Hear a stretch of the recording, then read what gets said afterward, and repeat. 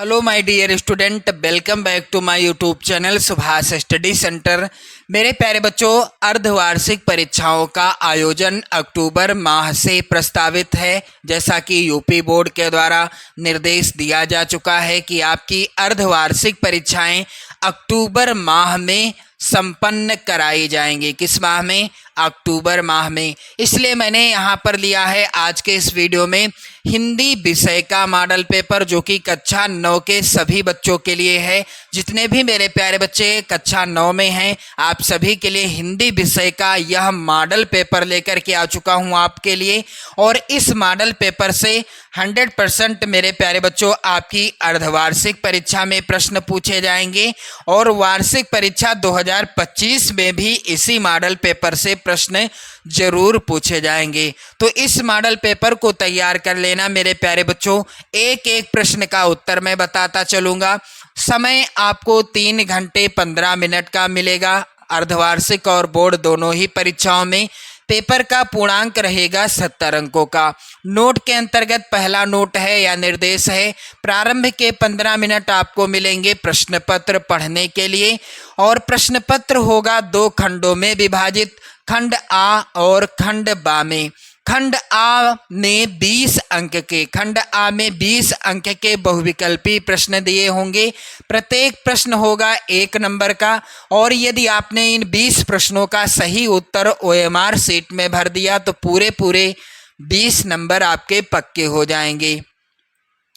खंड बा में 50 अंक के वर्णनात्मक प्रश्न दिए गए हैं और प्रत्येक प्रश्न के सम्मुख निर्धारित अंक भी अंकित हैं। कौन सा प्रश्न कितने अंक का है इसका भी वर्णन किया गया है। तो मेरे प्यारे बच्चों, खंड आ के इन 20 महत्वपूर्ण बहुविकल्पी प्रश्नों को जरूर तैयार कर लेना। प्रत्येक प्रश्न 1 नंबर का है और 20 नंबर आपके पक्के हो जाएंगे जब आप इन 20 प्रश्नों का आंसर OMR शीट में सही तरीके से और सही उत्तर भरोगे। चलिए, पहला प्रश्न है इंदुमती क्या है। तो इंदुमती मेरे प्यारे बच्चों है हिंदी की प्रथम कहानी और इसके लेखक कौन है? किशोरी लाल गोस्वामी जी। आपको मैं एक प्रश्न से दूसरा प्रश्न भी बता दूं, क्योंकि यहाँ पर पूछ सकता है कि इंदुमती के लेखक कौन है। किशोरी लाल गोस्वामी जी हैं इंदुमती के लेखक, यानी इंदुमती जो कि हिंदी की प्रथम कहानी है।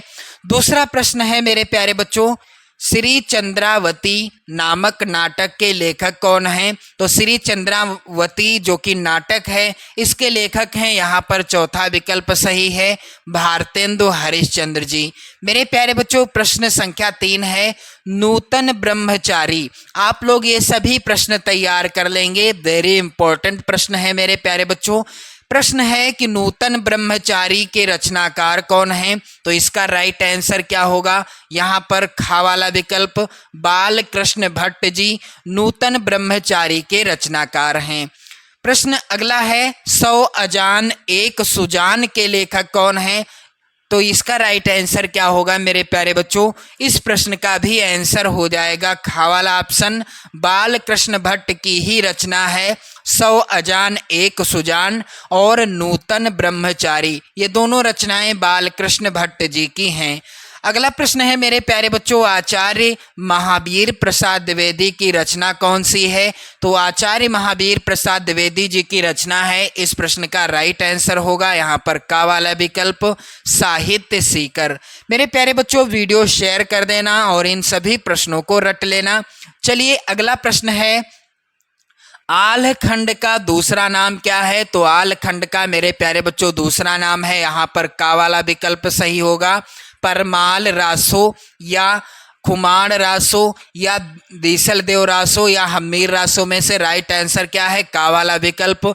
आल खंड के लेखक कौन हैं या परमाल रासो के लेखक कौन हैं? जगनिक हैं। आप लोग याद कर लीजिएगा। चलिए, अगला प्रश्न है तुलसीदास की रचना नहीं है। तो कवितावली तुलसीदास जी की रचना है, पार्वती मंगल और रामलला नाहछू ये तीनों रचनाएं तुलसीदास जी की रचनाएं हैं। रामचंद्रिका तुलसीदास जी की रचना नहीं है। यह रचना किसकी है मेरे प्यारे बच्चों? केशव दास जी की रचना है। अगला प्रश्न है सूर सागर किसकी रचना है? तो मेरे प्यारे बच्चों यहाँ पर इस प्रश्न के विकल्प यहाँ पर आप लोग ध्यान दें, सूर सागर रचना है, यहाँ पर चौथा विकल्प सही हो जाएगा, सूरदास जी की रचना है। सूर सागर, सूर सारावली, सूर सारावली और मेरे प्यारे बच्चों साहित्य लहरी, ये तीनों रचनाएं सूरदास जी की रचनाएं हैं। अगला प्रश्न है आदिकाल का ग्रंथ नहीं है, तो इनमें से आदिकाल का ग्रंथ नहीं है, कौन सा ग्रंथ आदिकाल का नहीं है? यहाँ पर राइट आंसर हो जाएगा पद्मावत। यह किस काल का ग्रंथ है या किस काल की रचना है? भक्ति काल की रचना है। मेरे प्यारे बच्चों पद्मावत किसकी रचना है? मलिक मोहम्मद जायसी की रचना है। अगला है प्रश्न प्रिय प्रवास के रचनाकार हैं, तो प्रिय प्रवास मेरे प्यारे बच्चों किसकी रचना है? यहाँ पर गा वाला यानी तीसरा विकल्प सही होगा। अयोध्या सिंह उपाध्याय हरिऔध जी की रचना है प्रिय प्रवास, और यह रचना मेरे प्यारे बच्चों प्रश्न यदि आता है किस युग की है, तो यह है द्विवेदी युग की रचना। चलिए अगला प्रश्न है वीर रस का स्थायी भाव क्या है? तो वीर रस का स्थायी भाव क्या है? यहाँ पर क्रोध किस रस का स्थायी भाव है? रौद्र रस का स्थायी भाव है। शोक है करुण रस का स्थायी भाव। भय है भयानक रस का स्थायी भाव। और मेरे प्यारे बच्चों वीर रस का स्थायी भाव क्या है? उत्साह है। यहाँ पर पहला ही विकल्प सही होगा। चलिए अगला प्रश्न है देख रूप लोचन ललचाने हर्षे जनु, यहाँ पर हर्षे होगा, हर्षे जनु निज निध पहचाने में कौन सा रस है? तो यहाँ पर है मेरे प्यारे बच्चों श्रृंगार रस, चौथा विकल्प सही होगा। अगला प्रश्न है बंदहु गुरुपद पदुम परागा सुरुचि सुवास सरस अनुरागा के प्रत्येक चरण में कितनी मात्राएं हैं? तो मेरे प्यारे बच्चों यह है चौपाई छंद, और चौपाई छंद के प्रत्येक चरण में 16 मात्राएं होती हैं, पहला ही विकल्प सही है।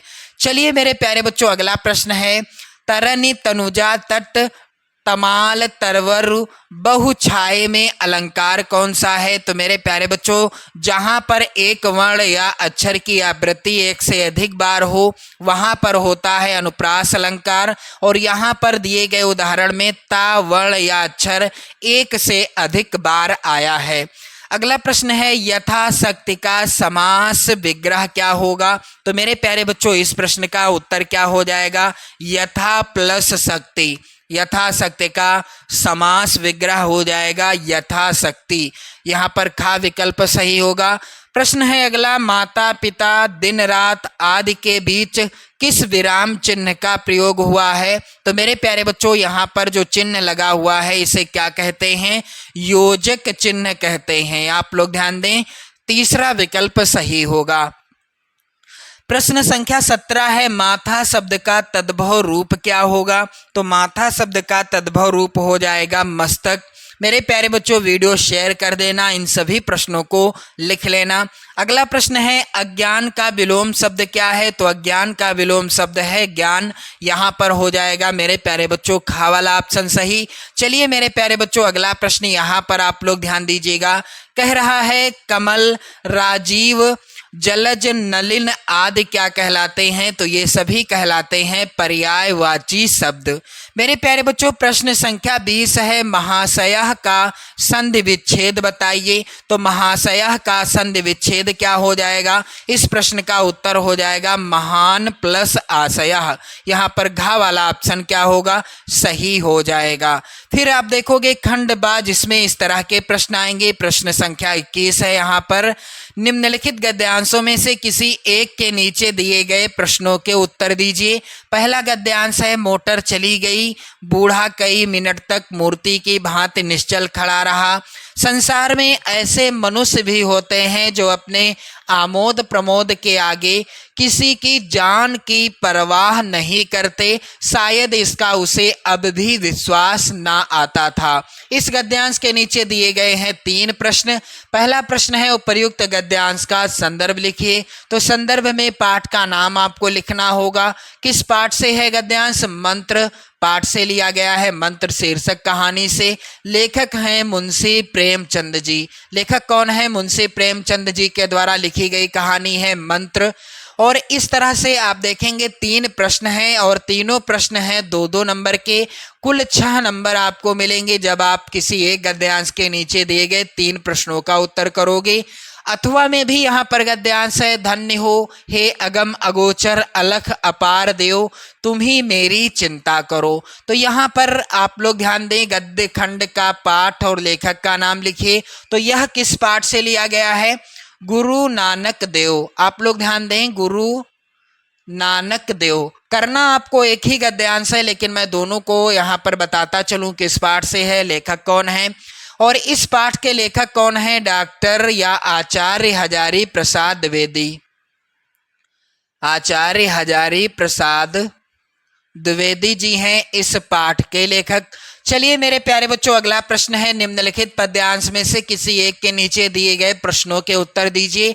पहला पद्यांश है, जब मैं था तब हरि नहीं, अब हरि है मैं नाही। और मेरे प्यारे बच्चों यहाँ पर आप लोग ध्यान दें, सब अंधियारा मिट गया जब दीपक देखा माही। तो यह लिया गया है किस पाठ से? साखी शीर्षक पाठ से। और इस पाठ के रचनाकार हैं कबीर दास जी।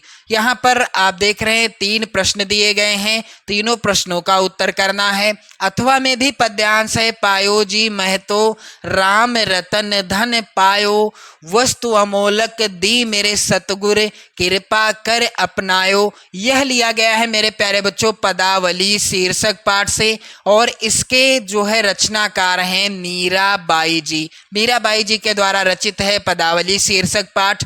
व्याख्या से संबंधित यदि वीडियो आप देखना चाहते हैं तो चैनल की प्लेलिस्ट में जाओगे, आपको कंप्लीट वीडियो देखने को मिल जाएंगे। मेरे प्यारे बच्चों यहाँ पर आप देखेंगे अगला प्रश्न दिया गया है, प्रश्न संख्या 23 का, निम्नलिखित संस्कृत गद्यांश में से किसी एक का संदर्भ सहित हिंदी में अनुवाद कीजिए। तो पहला जो गद्यांश है 4 नंबर का प्रश्न है। यहाँ पर पहला गद्यांश है, विश्व विश्रुता स्वामी विवेकानंदा स्थयो महाभागस्य शिष्या आसीन। पहला गद्यांश किस पाठ से है? परमहंस रामकृष्ण।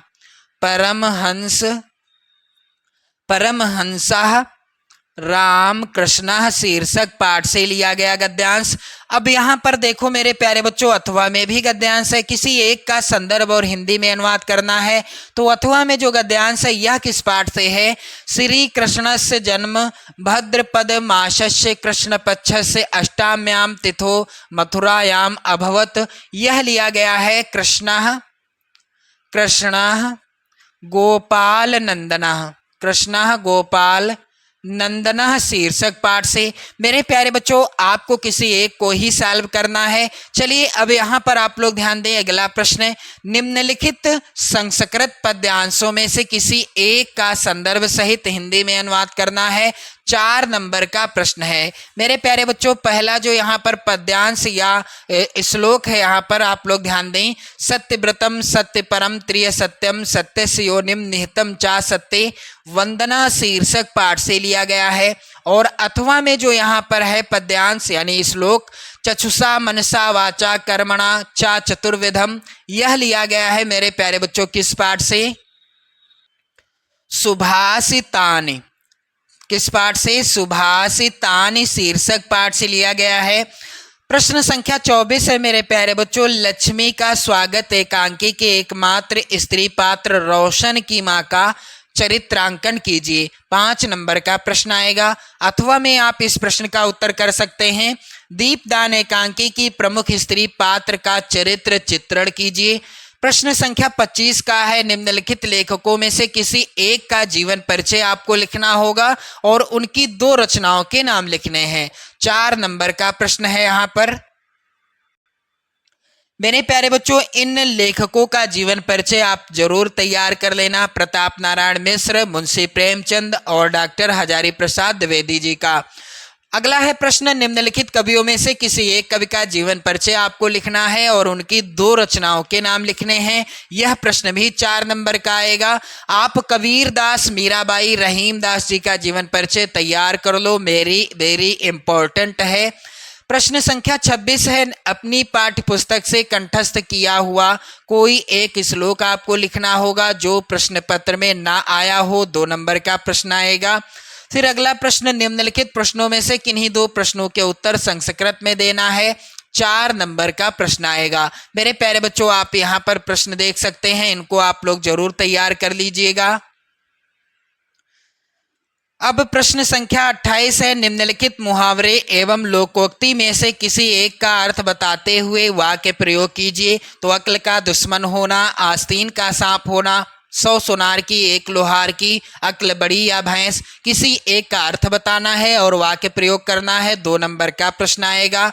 यहाँ पर प्रश्न संख्या 29 है, निम्नलिखित में से किन्हीं 2 वाक्यों का संस्कृत में अनुवाद कीजिए। 4 नंबर का प्रश्न है। और मेरे प्यारे बच्चों, प्रश्न संख्या 30 है, यहाँ पर अस्वस्थ होने के कारण अवकाश के लिए प्रधानाचार्य को कैसे सूचित करेंगे। 5 नंबर का प्रश्न है। अथवा में यहाँ पर और एक प्रश्न है मेरे प्यारे बच्चों, प्रधानाचार्य को पत्र जिसमें आकस्मिक अवकाश है तो एक प्रार्थना पत्र लिखना है जिसमें कि 2 दिन का अवकाश मांगा गया हो। तो मेरे प्यारे बच्चों, इसी तरह का पेपर आएगा आपकी अर्धवार्षिक परीक्षा का। इसे तैयार कर लो बिल्कुल अच्छे से। मेरे प्यारे बच्चों, वीडियो शेयर कर दो, लाइक कर दो। चैनल पर यदि आप नए हो तो चैनल को सब्सक्राइब कर लो। जय हिंद।